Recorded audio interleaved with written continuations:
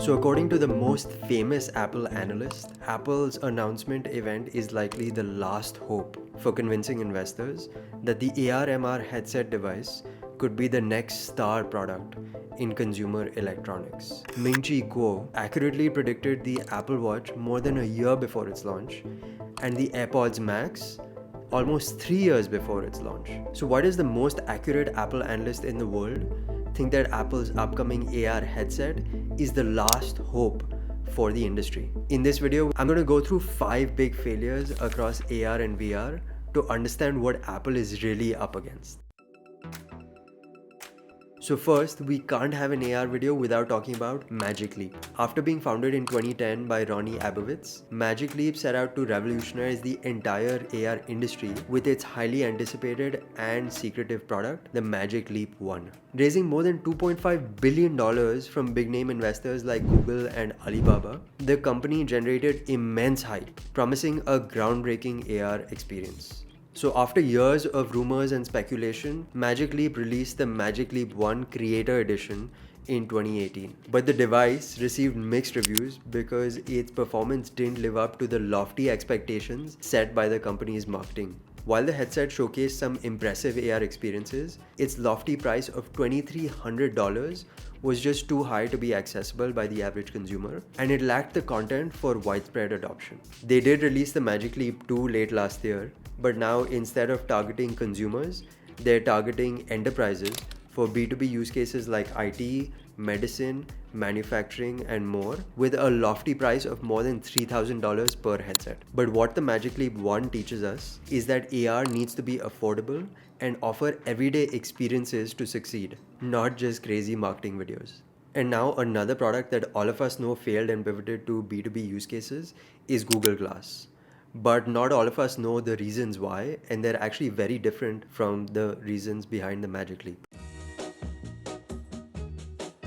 So first unveiled in 2012, Google Glass generated significant buzz and captured the attention and imagination of tech enthusiasts and the media. The device featured a small display mounted on an eyeglass frame, enabling users to access information, navigation, and communication features through voice commands and touch controls. Google founder Sergey Brin actually demoed Google Glass by having a bunch of people skydive from above the Moscone Theater in San Francisco and then land on the roof of the building, all while live streaming their first-person perspectives using Google Glass. But then, when the product was actually launched to a limited audience, it faced a number of concerns, including privacy issues, social stigma, and battery life. Many people were uncomfortable with people just walking around the streets with cameras strapped to their faces and constantly recording everything happening around them. Remember, this was 10 years ago in 2013. Users wearing this device in public were actually met with hostility, and the world just wasn't ready for people wearing an always-on camera in public. Google discontinued the Explorer Edition in 2015 and then pivoted to the enterprise market with the release of Glass Enterprise Edition in 2017. And this new focus on enterprise applications has found some success. In many ways, Google Glass was just too early to the party, but showcased a critical hurdle that any AR consumer headset will have to overcome: social acceptance. Switching over to the world of VR, the Oculus Rift was created to be an immersive gaming experience for consumers. The project started in 2012 when 19-year-old Palmer Luckey built a prototype in his parents' garage. To raise funds for further development, the team launched a massively successful Kickstarter campaign in August 2012, raising nearly $2.5 million. This also garnered significant attention from the gaming community, developers, and the tech industry. And then in 2014, Facebook acquired Oculus VR for $2 billion, providing the company with substantial resources to develop and refine its products. But when the consumer version of the Oculus Rift was finally launched to consumers in 2016, it failed to hit mainstream adoption due to its high price and the need for a powerful gaming PC to even run the device. Over time, Oculus continued to refine its product line, eventually switching over to standalone headsets like the Oculus Quest. This provides a much more accessible VR experience without the need for external hardware and cameras. But now the Oculus Quest 2 even though it's much lighter and comes in at a price of less than $400, has not really hit mainstream because of the lack of really a killer app. And now for this next product, we have to travel back in time 30 years ago. The Virtual Boy was a tabletop VR console developed by Nintendo. Launched in 1995, the Virtual Boy was marketed as the first gaming console that was capable of true 3D graphics.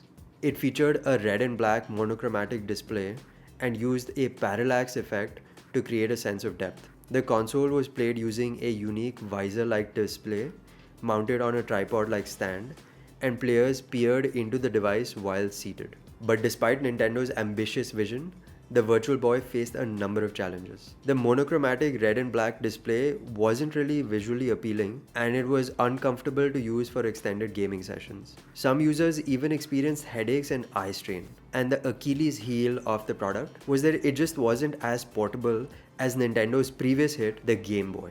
Ultimately, the console sold very poorly, selling only 770,000 units worldwide.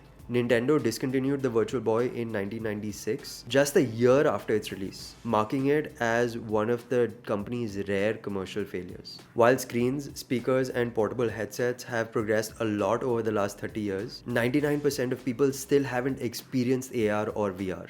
This means that any new headset has to first get consumers used to the idea of having a screen strapped to their face, and that's not easy to do. So this next AR product has actually had tremendous consumer success over the years, and that's Snapchat. AR has long been a part of Snapchat through its filters and lenses, which have become its unique differentiator. Snapchat then began selling camera-equipped spectacles back in 2016. The value proposition was clear. Take photos of things around you from a first-person point of view, and then share that with your friends on Snapchat. But despite adding many technical and design improvements through the second and third generations, the spectacles saw weak sales way below expectations. And then they announced the Snap Spectacles 4 in May 2021 with new AR features for the first time. After investing massively into AR, starting with the filters and lenses, this was their first AR-equipped hardware. And that's where it all went wrong. It's been 2 years since the announcement, but these AR glasses never went on sale. And the website doesn't even exist anymore. My hunch is that they abandoned their entire AR headset vision because of technical challenges, low developer interest, and very little consumer excitement. And so after decades of investments, development, and even one major company rebranding, the AR and VR industry is at a crossroads. Microsoft, Meta, Google, and multiple tech companies have realized that this industry has a few key challenges that need to be overcome by any new product in this space. The hardware and software have to be very tightly coupled together to give the perception of reality. Any glitches will remind the wearer that it's just the screen and some sensors strapped onto their head. 2. There needs to be a compelling set of content from third-party developers to keep consumers engaged and interested beyond a couple of novel experiences. 3rd, the hardware has to be portable and easy to get on and off. Any friction will just be an excuse to not make the headset use a habit. And 4th, and most of all, consumers have to accept this as a new paradigm shift in behavior that they'll accept seeing around them. But the thing is that Apple has in the past successfully overcome all of these challenges with the iPhone, iPad, and Apple Watch. Subscribe to see more stories like this and an update on Apple's AR headset when it launches in June.